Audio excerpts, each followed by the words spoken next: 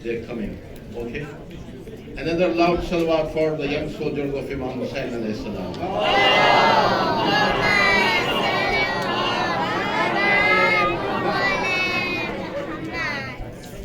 لا حول ولا قوة إلا بالله العلي العظيم. بسم الله الرحمن الرحيم. الحمد لله رب العالمين، والصلاة والسلام على أشرف الأنبياء والمرسلين، حبيب إله العالمين، نبينا وشفيعنا وطبيب قلوبنا أبي القاسم محمد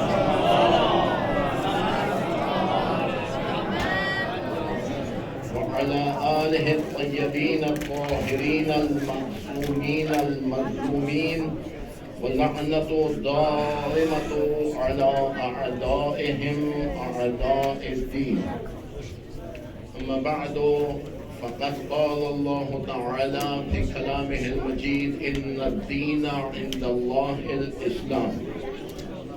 The way of life acceptable to Allah subhanahu wa ta'ala, and the way of life which Allah has made for the human being to get the benefits of this world and the hereafter, is Islam. Salawat bar Muhammad wa ali Muhammad.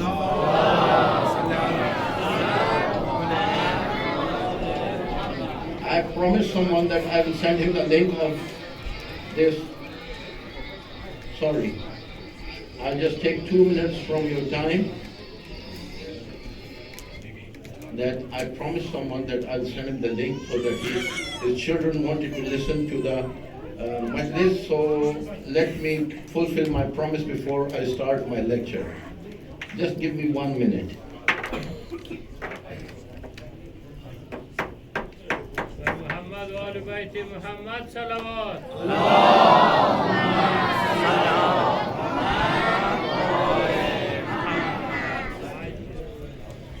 Okay, I fulfilled my promise. A loud salawat for Muhammad wa ali Muhammad alayhi salatu wa salam.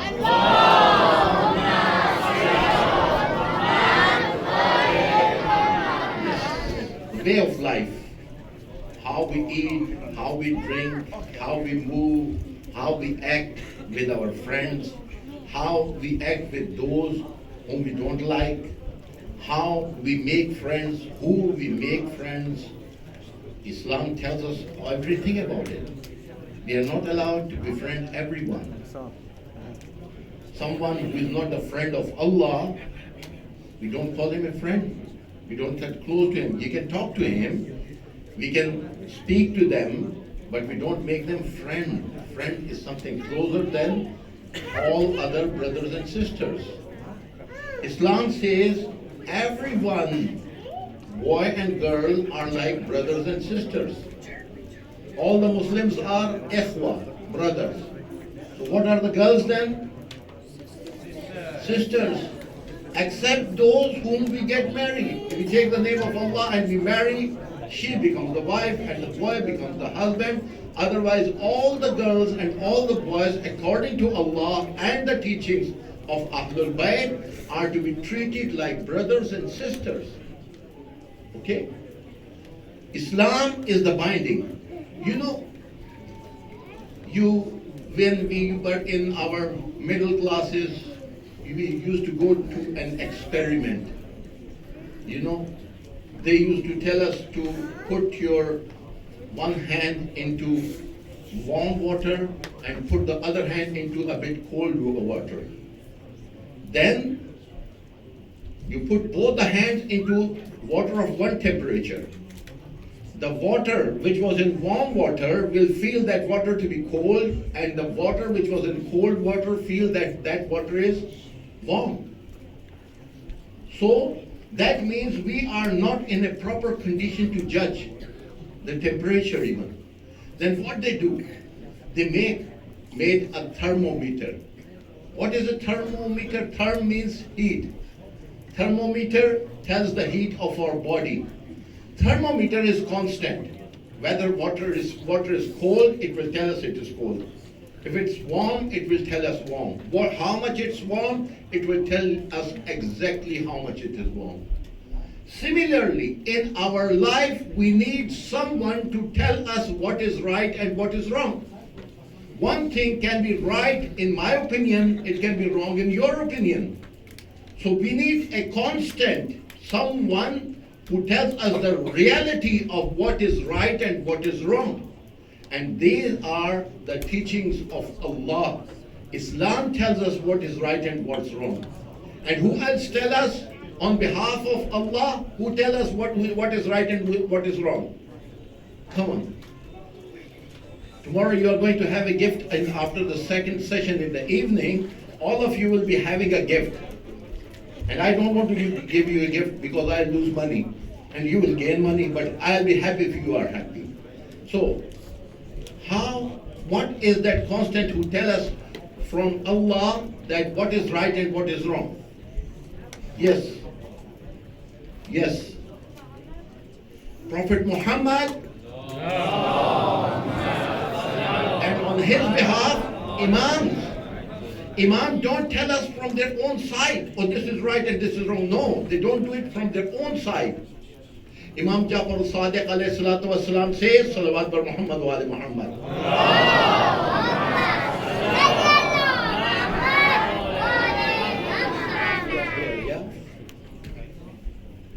He says, my hadith is the hadith of my father. And my father's hadith is the hadith of my grandfather. And then his father, and then his father, then hadith of Ali, and then that is the hadith of Rasulullah. So all we say is what Rasulullah told us. It is not from their own side. And whatever Rasulullah tells us is from Allah subhanahu wa ta'ala. He doesn't say anything except what is revealed to him in wahi. So that is what we should listen to, because they tell us the truth, what to do and what not to do. So in that case, we benefit for ourselves in this life, we benefit in the hereafter, we benefit in the day of judgment, and that's the real benefit. This life is only just 50, 60, 40 years eating the genetically modified food. The life has become shorter, but maximum 70, 80 years. Then we go into the grave finished. Our soul is separated from the body. The body goes from dust to dust, and the soul goes to another world. Barzakh, and then other worlds, and then on the day of judgment, when we will be judged, who performed good in this world? They will live there in Jannah, in Behesht, forever and ever. How a beautiful life. Whatever you would like, whatever you would expect, Allah will give you, will award you with that thing. Whatever you wish. And that life is a beautiful life. So what we do? We have to turn ourselves, although we are free, we can believe in Allah, we can't believe in Allah. We can listen to Rasulullah, we can't listen to Rasulullah. We can listen to Imam, we can't listen to Imam. It's our choice. We are free. We can come to Majlis and listen here to what Allah and the Messenger said, and we can't do that. We come to the Majlis, we can play around, or we can listen to what Moulana is telling us and what all other children, the soldiers of Imam Hussain, they're preparing beautiful lectures. I'm listening to their lectures, some of them. Allah bless them. Listen to it, because we want to learn from them.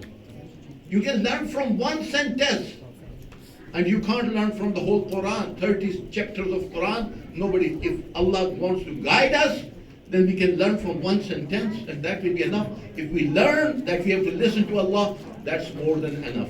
Salawat bar Muhammad wa ali Muhammad.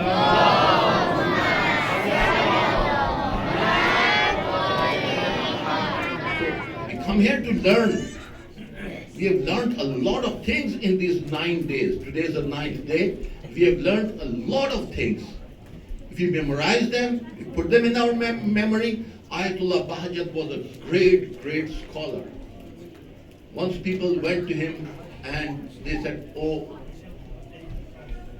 the blessed man of Allah, please guide us.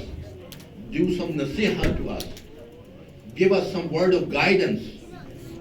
He turned away. They went from the other side. They said, Please tell us something good so that we can act on it.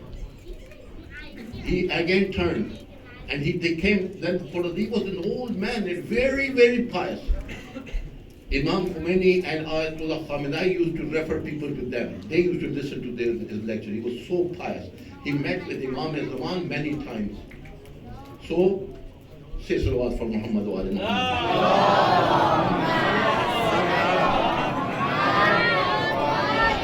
And for the third time they asked him, he said, act on what you know. We already know too many things. The deficiency is that we don't act on what we have learned. If we don't act on what we have learned, it's useless to learn. And especially the children, Allah has blessed them with more learning power. Hadith of the Imam says that the young children can learn at least 5 languages. You can learn Farsi, you can learn Arabic, you can learn English, you can learn Chinese, you can learn Russian. See how much big population of the Chinese people? You can sit down on the net and start preaching the word of Ahlul Bayt to the Chinese people, to the Russian people.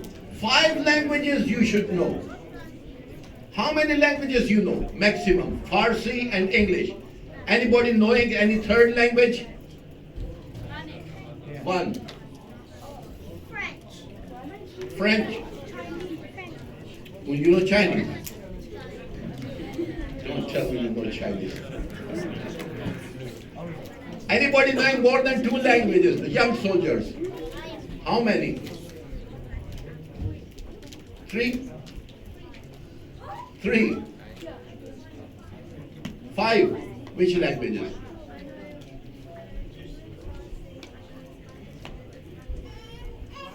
MashaAllah. Salawat for Muhammad wa ali Muhammad.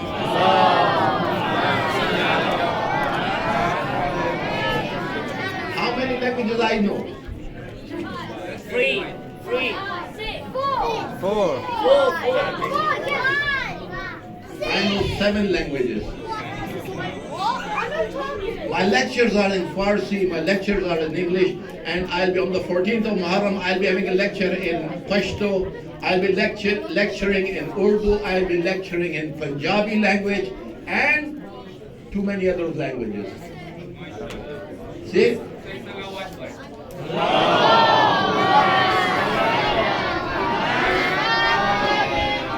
4 languages definitely. Farsi is my weakest language. I don't know Farsi very well. The other languages, Pashto is my mother tongue. English is like my mother tongue. Punjabi I speak like my mother tongue. Urdu I speak like my mother tongue. And other languages also. Sindhi also I've learned. I've learned Saraiki language. Many languages I learned, you know. So you can learn more than 5 languages. The follower of Imam Hussein should know if you are to convey something, you can convey in 5 languages. One person who knows 1 language, he can convey only to a small group of people. And those who know 5, all of you must learn 5 languages for the sake of Imam Hussein alayhi salam. Salawat bar Muhammad wa ali Muhammad.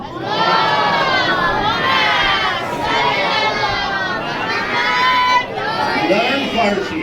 Learn English, learn Urdu, learn Spanish, learn French, learn German, learn Chinese, learn Arabic is the language of Islam. We must learn Arabic. And we learn Russian, but don't learn the culture of any other language except the culture of Islam. And our own culture from Afghanistan, from Pakistan, from these countries is closer to Islam than any other culture. Don't be impressed by English that I start, that says, what are you doing? Where are you going? From the words. They don't have word for ghairat. They don't have sacrifice, sense of sacrifice. We have got a bonding of sacrifice. We look after our parents, see their parents are in old people's house. So don't learn their culture. Culture, Islam. Islamic culture is the best culture. Learn from Islam.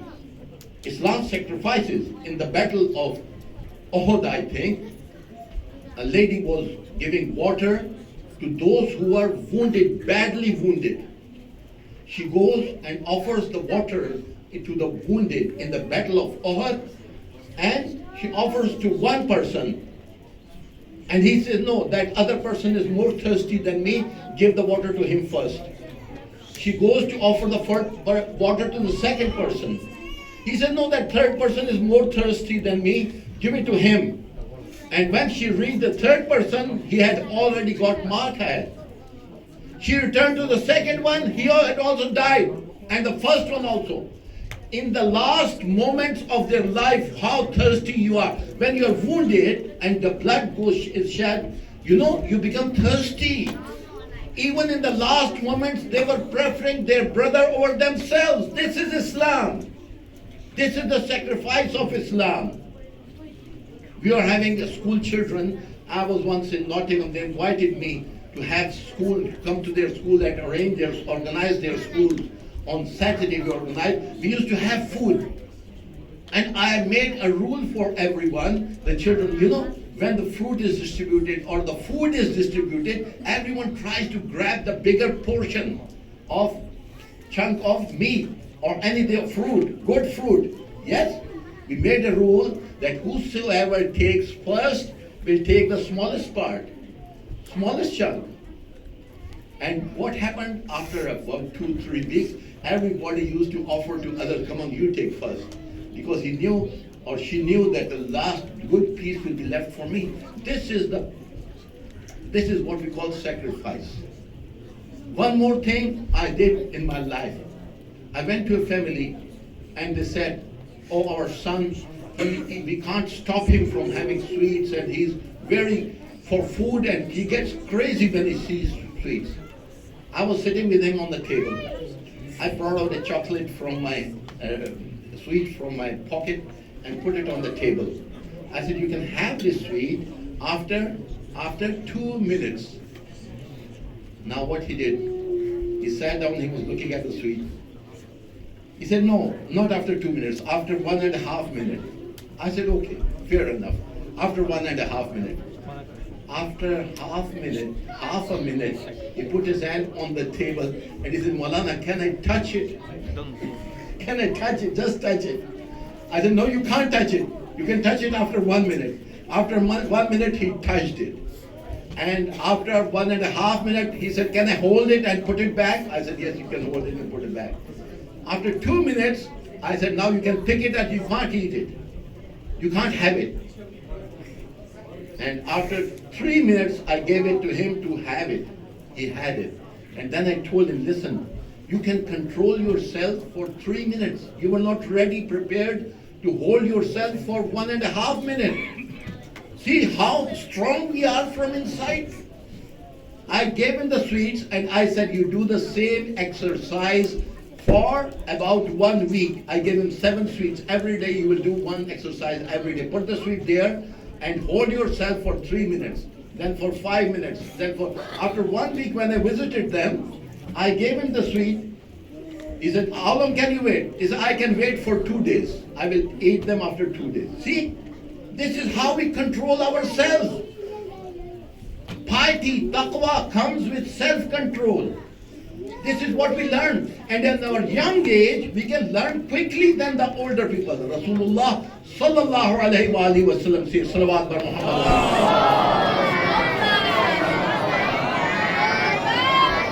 Rasulullah sallallahu alayhi wa alihi wa sallam says, preach to the young ones.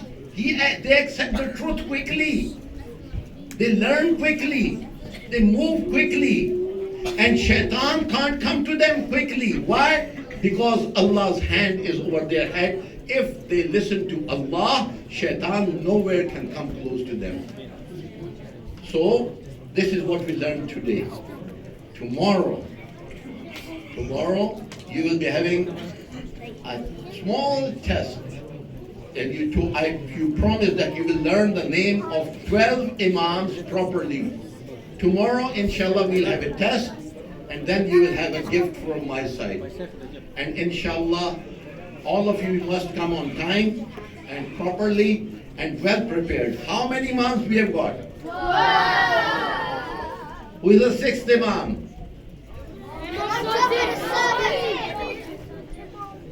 Who is the 3rd imam?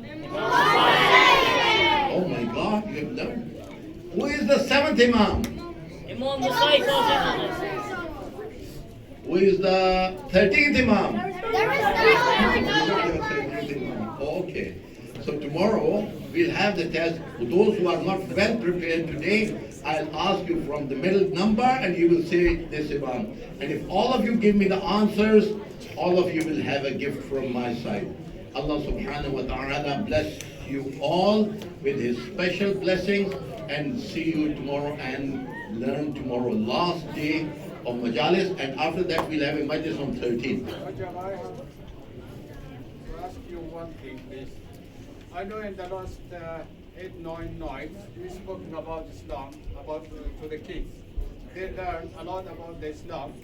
And one night I remember you said about the parents as well, how to behave with the parents. There was an ayah you recited, وَلَا تَقُلْ لَهُمَا أُفٍّ. But I don't know if they understood or not about, maybe they thinking only they are not saying oof, but they're doing something that's wrong. Do they listen to their parents except they're going into the sin, or not listening how to behave? Because most of them are now teenage. Unfortunately, some of them are shouting on their parents, not listening to the parents, and when the parents say do that thing, they are not doing. When they say do, they do. Just if you have a short sentence for them, for a minute, something like that. Muhammad wa ali Muhammad.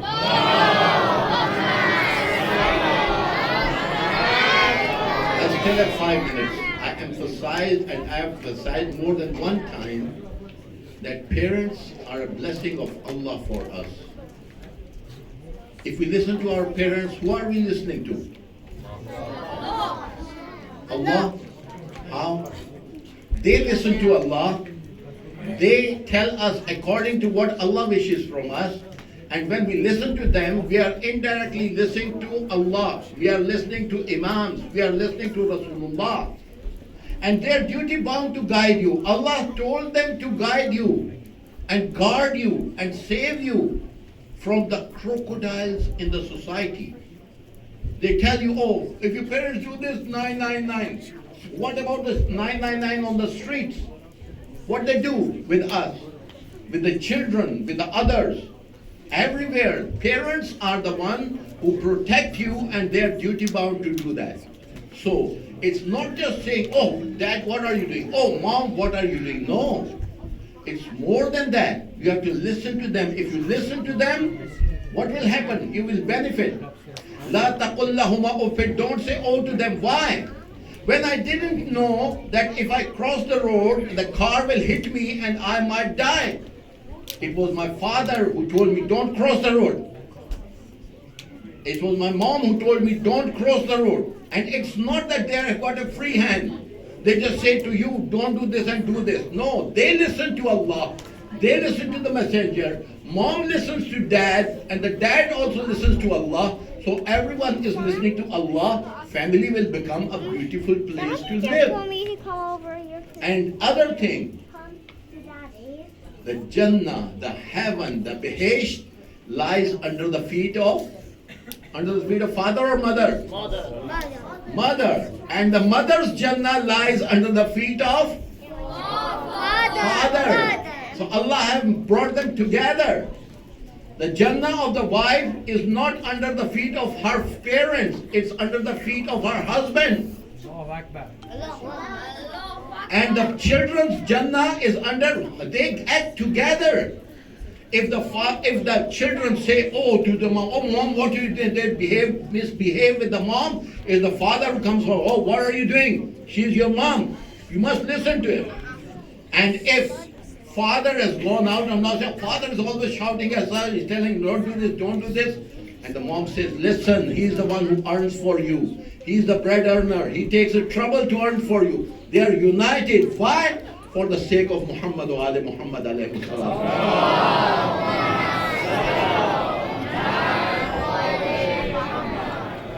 Center of everything is one. Flower has got one center, not two centers. Everything has got one center of gravity. Everything has got one Imam at a time. Who is our Imam now? Imam Mahdi. Salawat bar Muhammad wa ali Muhammad.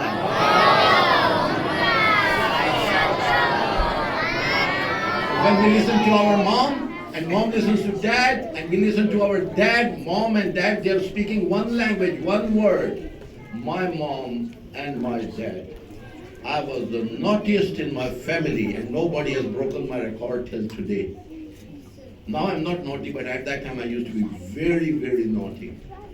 And well, you know what? Mom and dad, they were united for me. Whenever I used to misbehave with my mom, and she told the dad, he used to come and shout to me, listen, you're not listening to your mom. Why are you not listening? They were one.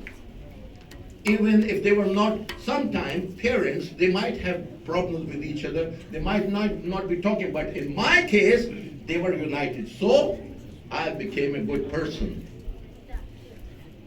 I became a Maulana. I listened to my parents, and now people listen to me.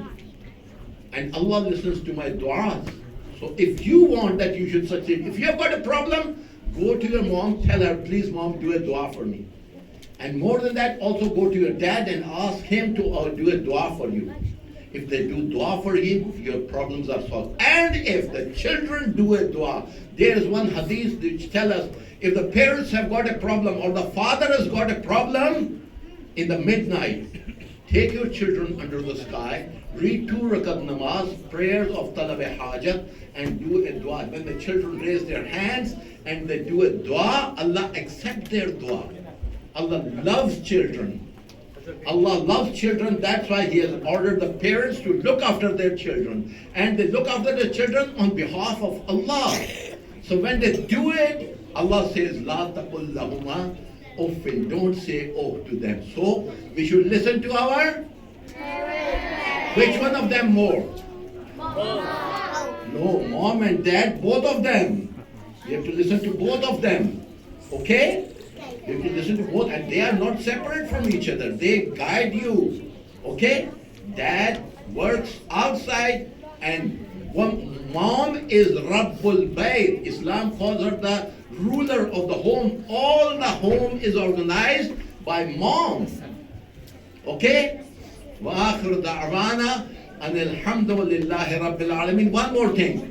I told you to write down the summary of the lectures. Anybody who brings a lecture summary tomorrow evening at this majlis and give it to me, he will get a special gift other than what I'll give to everyone. Okay? Do you understand? Or cycle stand? What is cycle stand? Where the cycle is parked. Understand means I understand and I will act. Who will be able to write down the summary of what they listen to in these 10 days? 1, 2. Okay. If you write down the summary, you will have a better gift and another gift. If not, all of you are going to have a gift tomorrow if you learn properly the names of the 13 Imams. Salawat bar Muhammad wa ali Muhammad.